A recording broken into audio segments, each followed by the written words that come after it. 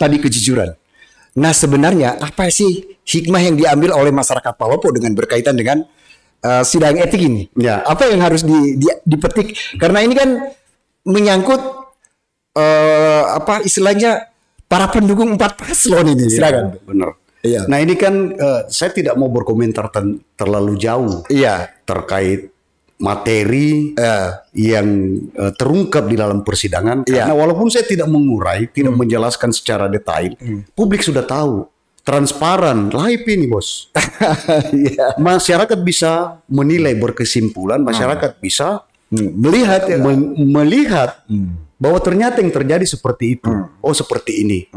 Sehingga ya boleh saya bilang ngeri-ngeri sedap. Ya penantian ini. Apa ending dari persidangan DKPP ini terhadap 3 teradu dari KPU dan 2 teradu dari Bawaslu. Iya. Apa keputusannya nanti? Iya. Baik, sahabat Seru ya, kita bicara soal persidangan ini tentunya yang menjadi pertanyaan dari Bung Hairun ya. Apakah ini bisa menjamin pertimbangan yang nantinya MK akan buat? Kan MK ini mau bersidang nih tanggal 22. Iya, benar. Apakah rekomendasi ataupun keputusan yang akan nanti kita lagi tunggu-tunggu ini apa? Itu apakah punya pengaruh nanti terhadap keputusan itu? Ya, saya jawab bukan sebagai ahli hukum. Saya jawab sebagai pendapat pribadi saya. Bahwa ini kan persidangan DKPP dengan persidangan MK itu memang beda sebenarnya. Beda. Tetapi ketika misalnya ada keputusan yang krusial dari DKPP, ya saya yakin dan percaya akan ada benang merahnya terhadap proses. Ada dasar, ada kaitannya nanti. Kalau misalnya keputusan DKPP RI ini ada krusial, ya saya tidak misalnya menyebut tidak mau menyebut atau mendahului keputusan DKPP. Andaikan kita berandai-andai ini Bung Ijan dan sahabat Quran Suhu ya.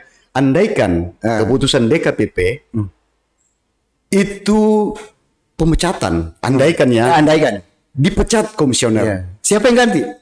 Bukan, kita tidak berbicara siapa yang mengganti ketika mereka dipecat, ada proses, ada yang namanya PAW. Tetapi ketika katakanlah kita berandai-andai dipecat, maka ya saya percaya dan sangat yakin ada kaitannya, ada benang merahnya terhadap proses persidangan gugatan di MK. Saya percaya dulu, Bung Hairul Badru. Sahabat Seru ya, menarik. Nanti akan kita sambung kembali setelah pesan-pesan berikut. Polres Palopo memberikan makanan bergizi gratis atau MBG kepada siswa SD Negeri 35 Lamandu yang terletak di Jalan Yetando, Kelurahan Patene, Kecamatan Wara Utara pada Kamis 16 Januari 2025. Hal ini merupakan bagian dari upaya Polres Palopo mendukung program prioritas Presiden Republik Indonesia untuk meningkatkan asupan gizi bagi pelajar khususnya di Kota Palopo. SDN Lamandu menjadi sekolah kelima yang menerima manfaat dari program ini.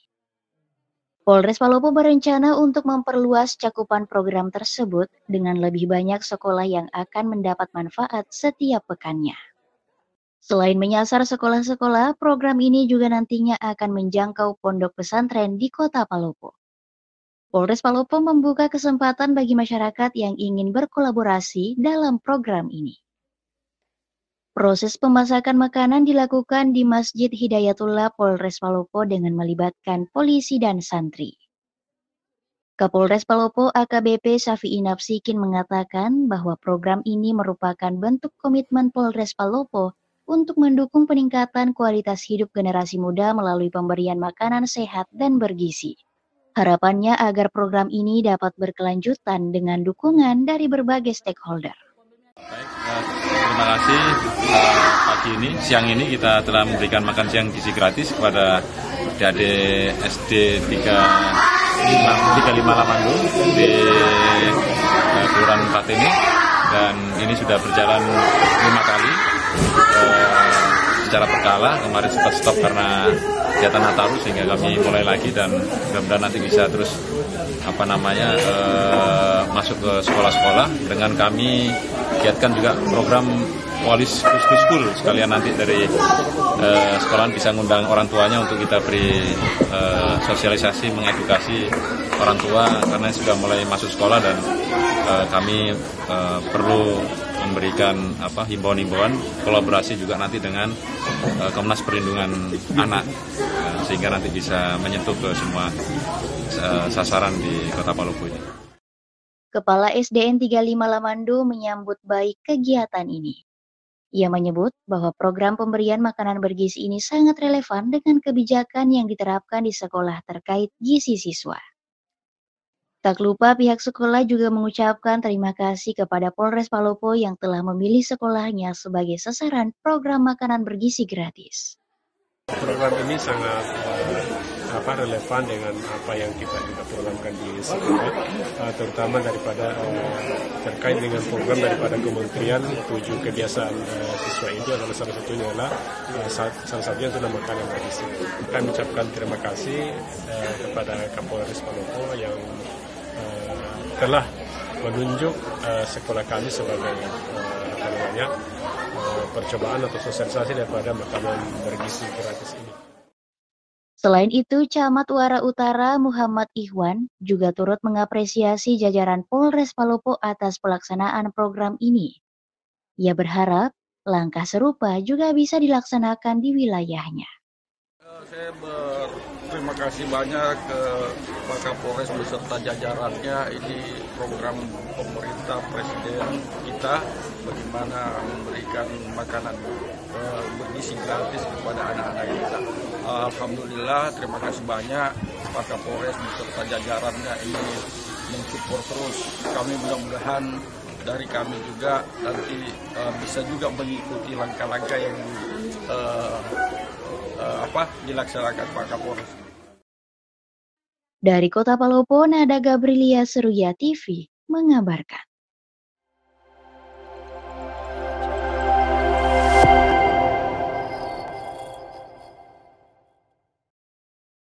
Ya, sahabat Seruya, Anda yang baru bergabung, kembali kita akan membedah berkaitan sorotan utama koran Seruya hari ini. Dan topik kita adalah menanti detik-detik keputusan DKPP berkaitan dengan penyelenggaraan Pilkada Kota Palopo, yaitu calon wali kota dan wakil wali kota.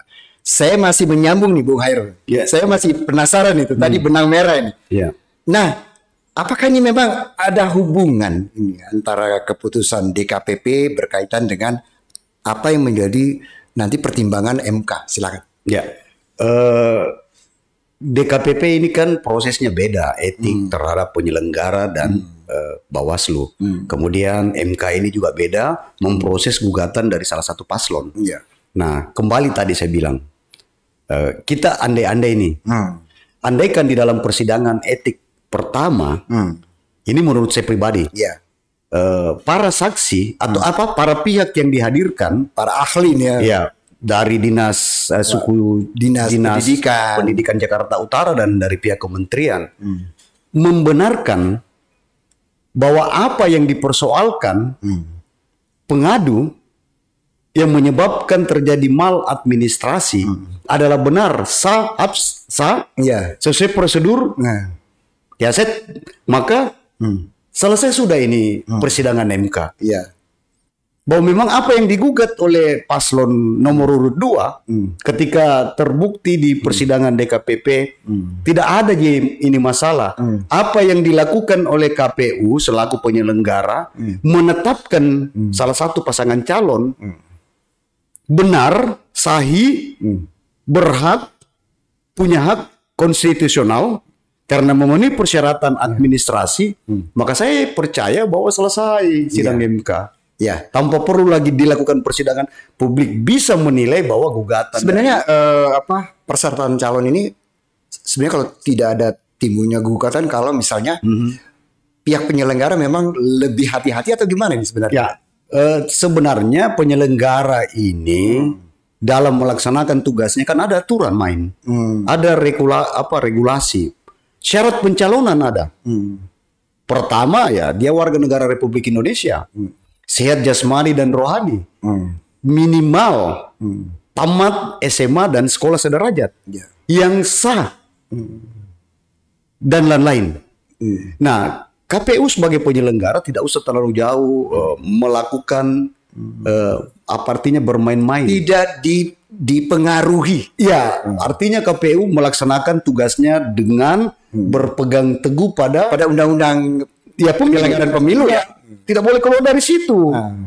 Jangan mencoba-coba seperti apa yang dipesankan oleh Majelis Hakim DKPP. Toh, bahwa bekerja itu dalam melaksanakan pilkada jangan kok keluar dari aturan. Jelas regulasinya, jelas koridornya.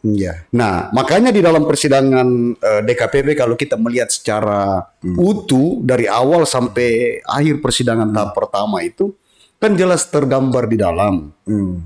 Ada proses di mana tahap pertama KPU men-TMS-kan salah satu pasangan calon. Kemudian ada prosedur lain di mediasi oleh paslon yang merasa dirugikan. Kemudian setelah proses mediasi, KPU merubah lagi keputusannya dari TMS menjadi MS. Dan berpolemik sampai terbitlah rekomendasi Bawaslu sebagai wasit merekomendasikan ke KPU, dan itu terbukti dan terungkap dalam majelis itu. Bahwa memang ada proses maladministrasi. Tetapi kita tidak boleh mengurai ke sana panjang itu karena hak wewenangnya DKPP DKPP yang akan menentukan. Tetapi kan kita sudah gamblang melihat semua proses sidang, proses dari awal, bagaimana pengadu, teradu menyampaikan, kemudian para pihak, para saksi. Kita serahkan sepenuhnya kepada DKPP untuk menentukan. Ada yang menarik ini. Ada selentingan yang mengatakan begini. Kalau urusan legalitas itu kan sebenarnya mungkin ada pihak aparat hukum ya. Sedangkan DKPP kemarin secara lengkap memeriksa itu. Nah ini bagaimana menurut Bung Hairul? Ini kan kemarin dipersoalkan dalam proses itu oleh para pengadu. Ijazah salah satu calon. Yang menurut mereka tidak memenuhi persyaratan. Diduga tidak memenuhi persyaratan, dan jami kita urai, jami kita jelaskan karena jelas di dalam persidangan di majelis KPP. Nah, kalau kita berbicara tentang polisi, pihak penegak hukum ini itu kalau ranahnya pidana, dan sebenarnya juga sudah masuk di proses pidana karena KPU sendiri setelah tidak melaksanakan rekomendasi Bawaslu itu kan dia melapor ke pihak kepolisian, dalam hal ini Polres Kota Palopo. Dan kita serahkan kepada para pihak yang berwenang melakukan tugasnya. Dan kita sebagai masyarakat ada namanya asas praduga tak bersalah. Kata kunci dari seluruh sidang DKPP sampai sebentar ada keputusan. Apa sebenarnya harus dilakukan oleh masyarakat ini? Menyikapinya kalau saya secara pribadi berpendapat bahwa apapun yang menjadi keputusan DKPP harus kita terima dengan legowo. Demokrasi seperti itu. Katakanlah ada pihak yang dirugikan, tidak setuju. Kembali kepada sudah melalui proses yang tepat. Ada negara menyiapkan wadah, ruang-ruang kita, ada ruang-ruang. Ketika kita dirugikan, ini yang harus kita dulu, Bung Hairul. Ini sebenarnya kalau dibicarakan tidak selesai. Tapi nanti tunggu nanti keputusan sidang DKPP. Baik, sahabat Seruya, kita akan beralih kepada topik berikutnya berkaitan dengan sorotan berita hari ini, Koran Seruya, dan kita akan ikuti pesan-pesan berikut. Universitas Andi Jema Palopo menjajaki kerjasama pemberitaan dengan Koran Seruya. Unanda sebagai perguruan tinggi ternama dan besar di Luwu Raya tertarik bekerja sama dengan Koran Seruya untuk mempromosikan berbagai program studi dan program unggulan melalui saluran Seruya TV dan media sosial lainnya seperti TikTok Koran Seruya, YouTube, dan Instagram. Rektor Unanda Palopo Dr. Anas Boceng bersama Direktur Utama Koran Seruya Hairul Baderu telah duduk bersama membahas rencana kerjasama pemberitaan tersebut Direktorat Unanda Palopo pada Rabu 15 Januari 2025. Didampingi Wakil Rektor 4 Dr. Abdul Rahman Nur, Anas Boceng mengakui Unanda membutuhkan media untuk mempromosikan berbagai keunggulan dan program Unanda kepada masyarakat luas terkait pengembangan Unanda Palopo. Menurut Anas Boceng, Koran Seruya yang memiliki Seruya TV Channel dan telah lama mengembangkan pemberitaan melalui jejaring platform media sosial seperti Facebook, TikTok, YouTube, dan Instagram dengan pengikut atau followers mencapai ratusan ribu sangat efektif menjadi media sosialisasi pemberitaan. Sementara Wakil Rektor 4 Unanda Palopo Dr. Abdul Rahman Nur menyebut kerjasama pemberitaan pihaknya dengan Koran Seruya bisa diwujudkan dalam bentuk rubrikasi khusus melalui Koran Seruya TV. Dia menyebut Unanda tertarik melalui Seruya TV ada program khusus Unanda berupa Unanda Berbicara, di mana melalui program tersebut Unanda bisa menghadirkan berbagai pihak terkait di Unanda untuk tampil menyampaikan keunggulan program Unanda. Sebagai contoh, jika Unanda akan mempromosikan program Pasca Sarjana Ilmu Hukum Unanda, maka pengelola Pasca Sarjana Ilmu Hukum hadir memaparkan kepada publik mengenai keunggulan program studi mereka. Dan masih banyak hal yang bisa diberitakan terkait Unanda melalui program Unanda Berbicara. Direktur Utama Koran Seruya Hairul Baderu menyambut positif rencana kerjasama tersebut. Menurut CBD, begitu Hairul Baderu akrab disapa, platform media sosial Koran Seruya berkembang pesat, di mana pengikutnya terus bertumbuh. TikTok Koran Seruya misalnya, CBD mengklaim sebagai yang terbesar di Sulsel untuk semua media cetak dan online karena sudah menembus angka 800.000 pengikut. Termasuk fanpage Seruya telah mencapai 46.000 pengikut. Dengan pengikut mencapai puluhan ribu, CBD menyebut Koran Seruya dengan berbagai platform media sosialnya, website, dan koran cetak sangat efektif untuk sarana promosi dan sosialisasi berbagai instansi dan lembaga. Dari Kota Palopo, Putri Karlina, Seruya TV mengabarkan.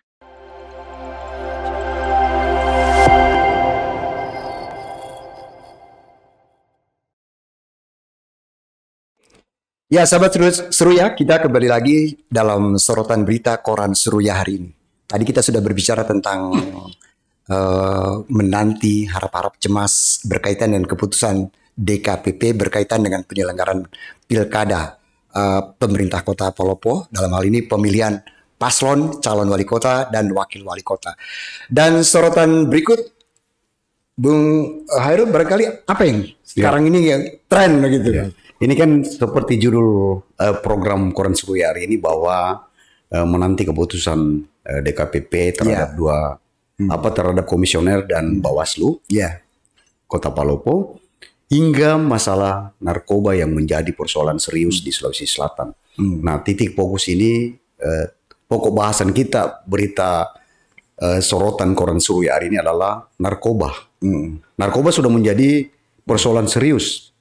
Musuh serius, bukan lagi di Kota Palopo ini, tapi regional Sulawesi Selatan. Bahkan sebenarnya masalah nasional.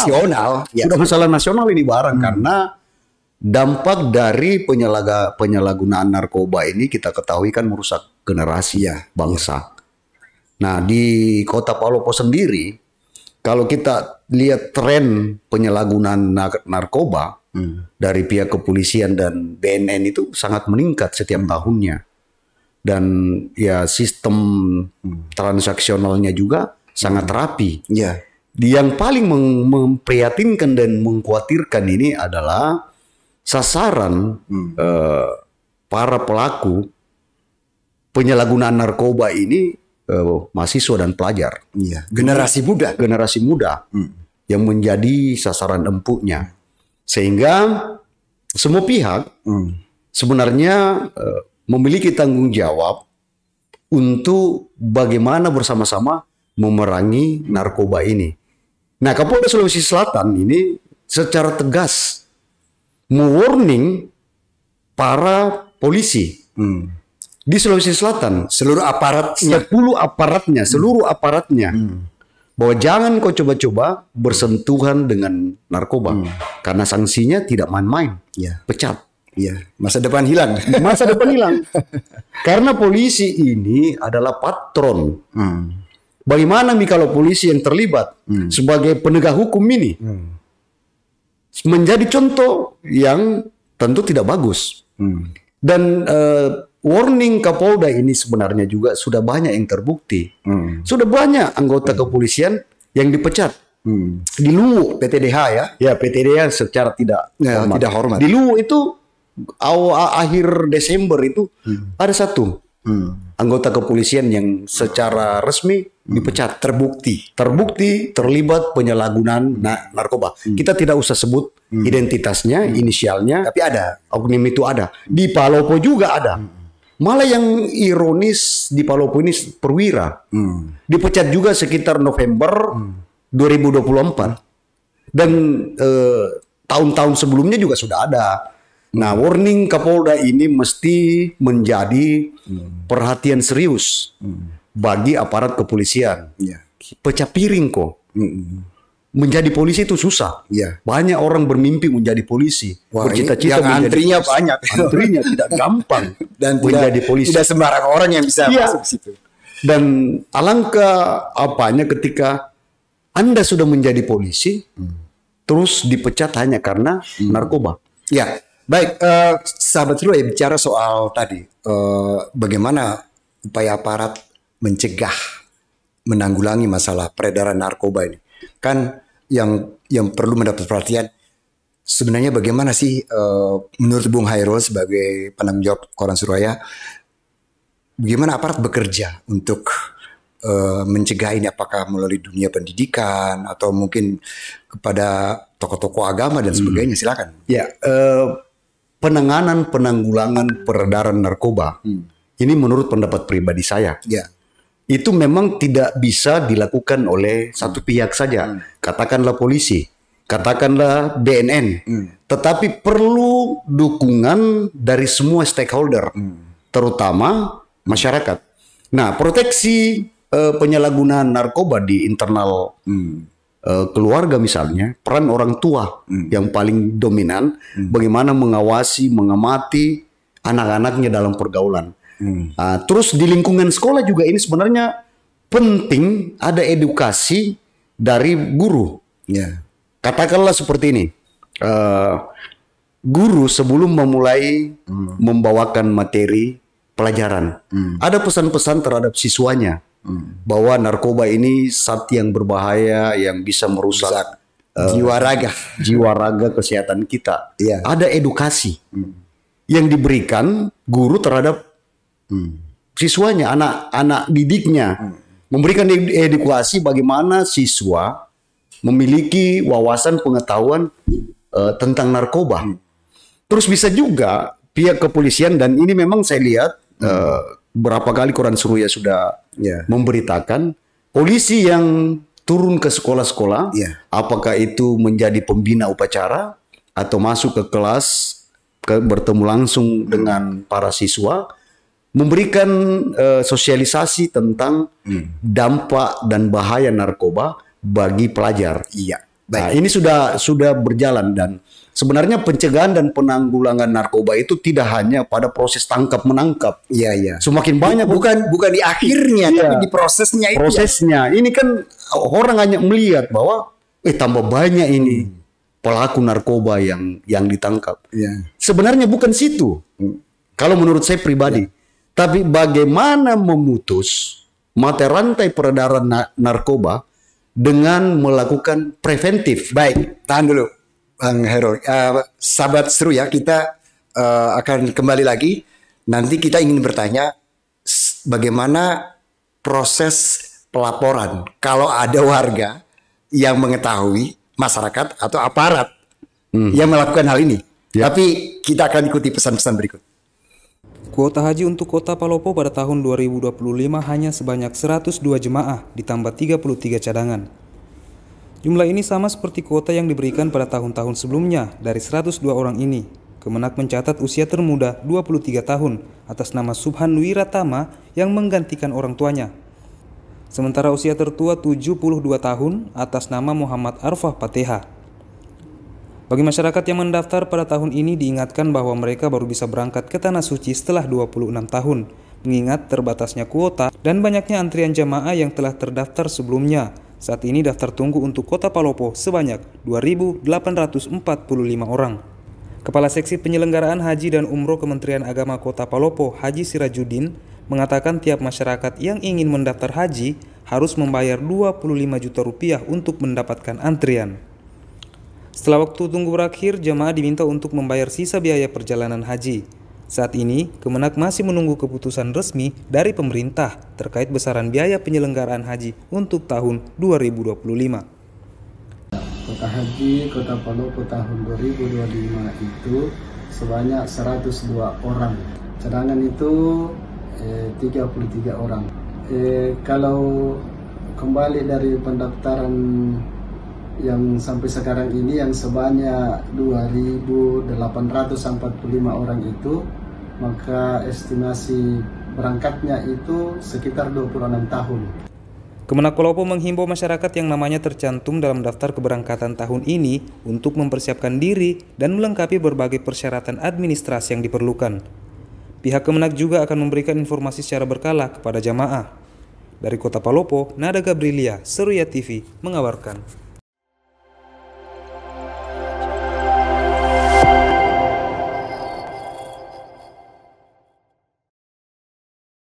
Ya, sahabat Seruya, kita kembali lagi dalam sorotan berita bagian kedua, yaitu berkaitan dengan narkoba. Tadi kita sudah mendapat penjelasan dari Bung Hairul selaku penanggung jawab Koran Seruya bahwa penanggulangan narkoba itu bukan di ending, tapi bagaimana diproses. Tetapi kan ketika ada proses, ada diduga orang yang melakukan atau melakukan transaksi dan sebagainya, baik masyarakat dan aparat. Nah, keamanan pelapor ini harusnya gimana, Bu Hairul? Bung Ijang, seperti ini bahwa polisi sebenarnya punya kode etik. Polisi, ketika ada masyarakat yang melapor ke polisi bahwa tetangga saya, sering melakukan penyalahgunaan, diduga sering melakukan penyalahgunaan narkoba. Saya sangat yakin dan percaya polisi tidak akan mungkin membocorkan pelapornya. Dia melindungi. Karena kalau misalnya polisi bilang itu yang lapor kok, pasti berisiko keselamatannya. Dan polisi, saya percaya sangat merahasiakan dan menjamin pelapor. Seperti itu. Aturannya itu ya. Aturannya memang sudah seperti itu. Dan ya boleh kita bilang, saya sangat mengapresiasi kinerja dua lembaga di Kota Palopo dalam rangka pemberantasan narkoba. Pihak Polres Palopo dan BNN. Nah, BNN ini orang juga kadang bertanya begini, apa sebenarnya kerjanya itu BNN? Apa bedanya dengan polisi? Ya, apa bedanya? BNN ini dibentuk bikin habis-habis duit saja anggaran. Mending kok kasih pihak kepolisian, karena pihak kepolisian juga melakukan penangkapan. Nah, di sini sebenarnya masyarakat perlu penjelasan, kita edukasi. BNN itu perannya itu sangat besar dan vital dalam rangka bagaimana memutus mata rantai penyalahgunaan dan peredaran narkoba. Ada peran penting BNN di sini dalam rangka melakukan sosialisasi, pencegahan dini, turun ke sekolah-sekolah, turun ke masyarakat, melakukan sosialisasi upaya preventif, bahwa narkoba ini harus dijauhi. Baik, upaya-upaya ini, Bung Ijan, yang menurut saya perlu terus digalakan. Masyarakat jangan hanya melihat bahwa BNN itu tidak pernah menangkap. Tetapi bagaimana proses mencegah itu? Tapi harus bicara soal tadi tindakan dari aparat baik pihak kepolisian ataupun BNN. Kan masyarakat itu sebenarnya berharap juga reaksi cepat ketika ada laporan. Sejauh ini reaksi cepat respon aparat terhadap laporan atau mungkin diduga itu gimana? Seharusnya Ya kalau kita lihat ini kan kinerja kepolisian ini juga kan sebenarnya kan begini Bung Ijan. Polisi semakin banyak menangkap pelaku narkoba semakin bagus. ya semakin ketahuan gitu. Semakin ketahuan prestasi dari kepolisian itu.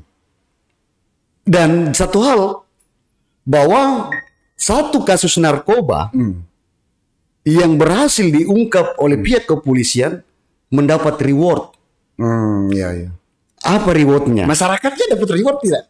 Ya Ketika paling dia melapor. Kalau masyarakat tidak. Tapi paling tidak masyarakat rewardnya tanda petik ini bahwa Dia sudah menyelamatkan. dia sudah menyelamatkan Ya. generasi muda. Tetapi yang saya mau uraikan apa yang ketika polisi mengungkap satu kasus narkoba dan polisi mendapatkan reward. Apa rewardnya? Itu kalau kasus P21 sudah proses dilimpahkan ke kejaksaan dan dia sudah proses P21, maka polisi dimanapun berada mendapatkan reward berupa tunjangan. Nilainya tidak sedikit. Ya. Jadi untuk apa misalnya polisi 86 istilahnya atur damai. Aduh. Nah negara sudah siapkan itu. Iya. Bahwa ketika kau proses satu kasus narkoba dan kasus-kasus lainnya, ketika kasus itu P21, maka negara memberikan tunjangan langsung cash biar rekening. Ya. Ngapain lagi ada proses itu? Dan kemudian polisi tentu juga ya dalam hal ini Kapolres tentu dia mau berprestasi. Seorang Kapolres, katakanlah Kapolres Kota Palopo, semakin banyak dia mengungkap kasus narkoba Atau akan kasus-kasus lain ya. lainnya, maka dia diteropong dari Ada nilai. dari atasannya bahwa Kapolres ini berprestasi, mengejar karir. Nah, ketika dia tiba masanya untuk mutasi, tentu dia ya naik kelas lah. Ada penghargaan. Iya, seperti itu. Daripada kinerjanya buruk. Ya baik, sahabat Seruya, kalau bicara soal narkoba ini kan dari dulu sampai sekarang ini tidak putus-putusnya. Jadi sebenarnya kedua belah pihak ini bagaimana seharusnya? Masyarakat dengan dengan aparat, sinerginya itu. Silakan. Sebelum saya jawab kita minum dulu. Oh iya. Ngopi dulu. Iya. Nah, menjawab pertanyaan sebenarnya ini kan seperti yang saya urai tadi bahwa narkoba ini musuh bersama, tanggung jawab bersama masyarakat. Kita, katakanlah saya, di internal koran Seruya ini, saya kan pasti tahu karyawan saya. Iya. Gerak-geriknya. Ya, gerak-geriknya. Ketika saya melihat ada karyawan saya yang mengarah ke situ, ya pasti saya akan tegur. Karena karyawan juga brand ya. Iya, Brand. saya pasti kasih peringatan, saya kasih nasihat apa seperti itu. Begitupun ketika kita di dalam lingkungan keluarga, begitupun kalau di lingkungan sekolah seperti apa yang saya jelaskan tadi, guru itu jangan hanya taunya, hanya bisa memberikan materi pelajaran, tetapi ya selipilah dengan edukasi-edukasi lain, misalnya bahaya narkoba, bahaya pornografi, bahaya bermain medsos, scroll yang tidak melakukan safety. Ada pengawasan. Ada pengawasan. Ya. Nah, sekolah memang merupakan tonggak yang paling penting dalam menyukseskan berbagai program, terutama tadi perang terhadap narkoba. Baik. Sahabat Seruya, kita ingin tahu apa sebenarnya pendapat Bung Hairul ini berkaitan dengan dua topik ini. Ya. Masalah keputusan DKPP dan juga narkoba. Ini yang tadi Bung Hairul bilang, masyarakat atau paslon atau pendukung harap-harap cemas menanti ini sidang etik DKPP. Nah, apa yang perlu dilakukan dari kedua topik ini? Ya. Silakan. Topik pertama tentang putusan MK itu saya secara pribadi Ya. saya berharap kepada para majelis seperti apa yang disampaikan. Saya kembalikan ini pernyataan ini majelis yang mengatakan jangan ada kebohongan, jujurlah, jangan ada kebohongan, Apa adanya. Sesuai dengan fakta. Ya. Kemudian entry point dari pernyataan ketua majelis saya kembalikan lagi. Iya. Bahwa berikan yang berhak, jangan berikan yang tidak berhak. Artinya masyarakat Kota Palopo tentu berharap keputusan yang tidak merugikan pihak manapun tetap adil, transparan, dan satu kata, putuskan tanpa ada kebohongan. Iya. Baik, yang kedua, masalah narkoba. Saya sependapat bahwa narkoba adalah musuh bersama. Perangi narkoba. We have to say no narkoba. Katakan tidak pada narkoba. Katakan tidak pada narkoba. Karena Tapi ini musuh bersama. tekanannya kepada pihak kepolisian ini gimana nih? Ya, untuk pihak kepolisian, ya ikut apa yang menjadi warning dan penegasan Dari Kapolda. di Kapolda. Tidak main-main. Ancamannya pemecatan. Nikmat sesaat atau sengsara berkepanjangan. Dan jejak rekam digital. Iya. Bayangkan Anda sudah jadi polisi. Menjadi polisi itu mahal. Iya. Tidak semua orang bisa menjadi polisi. Baik, terima kasih Bung Hairul. Ya, menarik sekali ya. Kalau kita membahas masalah yang sekarang tren yang selalu muncul di wilayah Luwu Raya dan Tanah Toraja ini, tentu berikutnya kita akan bahas kembali. Dan sebelum kita melanjut kepada sesi berikut, kita ikuti pesan-pesan berikut. PJ Bupati Luwu Muhammad Saleh meminta seluruh pejabat OPD di lingkup Pemkat Luwu dan para camat untuk mendukung visi dan misi Bupati dan Wakil Bupati Luwu terpilih Patahudin dan Muhammad Devi Bijapawindu. Permintaan ini disampaikan dalam rapat koordinasi penyusunan rencana pembangunan jangka menengah daerah atau RPJMD Kabupaten Luwu 2025-2029 yang berlangsung di Aula Andi Kambo, kantor Bupati Luwu Berlupa. Saleh menyampaikan ucapan selamat kepada Haji Patahudin dan Muhammad Devi Bijapawindu atas terpilihnya mereka sebagai Bupati dan Wakil Bupati Luwu dalam Pilkada 2024. Yang mengajak seluruh peserta rapat untuk menyatukan pandangan dalam penyusunan rancangan awal RPJMD Luwu 2025-2030. RPJMD ini akan menjadi yang pertama dalam kepemimpinan Bupati dan Wakil Bupati terpilih, sehingga seluruh pejabat OPD diharapkan menyesuaikan program-program mereka dengan visi dan misi pemimpin yang baru. Muhammad Saleh menegaskan bahwa Peraturan Daerah Nomor 6 Tahun 2024 tentang RPJPD Kabupaten Luwu 2025-2045 telah menetapkan visi pembangunan daerah yang bertujuan mewujudkan Luwu yang cerdas, maju, dan berkelanjutan berbasis agribisnis. Ia menambahkan bahwa visi dan misi Bupati dan Wakil Bupati terpilih telah diterima dengan baik oleh masyarakat selama kampanye Pilkada, sehingga pilihan rakyat ini dinilai tepat. Kepala Bapelitbangda Luwu Muhammad Arsal Arsyad menjelaskan bahwa penyusunan rancangan awal RPJMD merupakan tahap awal dalam perencanaan pembangunan daerah untuk 5 tahun ke depan. Dokumen ini akan menjadi panduan dalam menentukan arah kebijakan pembangunan yang sesuai dengan visi, misi, tujuan, dan program kepala daerah terpilih. Arsal menyampaikan bahwa pada akhir penyusunan RPJMD akan ditetapkan dalam bentuk perda setelah mendapat persetujuan bersama dari eksekutif dan legislatif DPRD Luwu. Dalam rapat koordinasi tersebut diharapkan seluruh pemangku kepentingan dapat berkontribusi aktif dalam menyusun RPJMD yang akan menjadi pedoman pembangunan Luwu untuk 5 tahun ke depan. Jurnalis Seruya TV mengabarkan.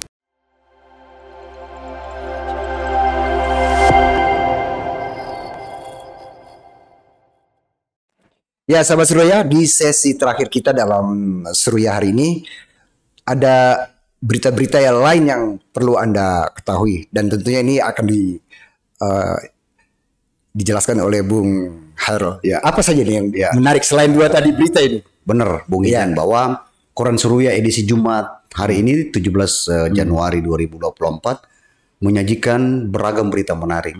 Nah, ada juga salah satu berita yang menurut saya sangat penting, bahwa pemerintah pusat itu sudah mengingatkan kepada seluruh kepala daerah di Indonesia, apalagi pasca pilkada, untuk tidak lagi merekrut atau menerima tenaga honorer. Karena akan menjadi persoalan baru ketika masih menerima. Apalagi saat sekarang ini pemerintah pusat itu tengah mengupayakan bagaimana seluruh tenaga honorer yang sudah mengabdi memenuhi syarat kelayakan untuk diangkat menjadi P3K. Nah, ketika proses ini berlangsung, upaya pemerintah pusat untuk mengangkat semua honorer, menyelesaikan honorer, terus pemerintah daerah mengangkat lagi. calon-calon yang muncul masalah baru. Iya. Apalagi kan kita ketahui bahwa pasca pilkada ini kepala daerah baru yang menang, tentu kan ada biasanya tim-tim sukses ini. Kemenakan ini Pak Bupati, kemenakan ini Pak Wali, bisakah dibantu-bantu untuk cari-cari pengalaman di kantor ini. Nah, jauh-jauh hari sebelum pelantikan bulan Maret nanti, pemerintah pusat sudah ingatkan, jangan mengangkat honorer baru. Karena sekarang ini kita dalam proses penyelesaian.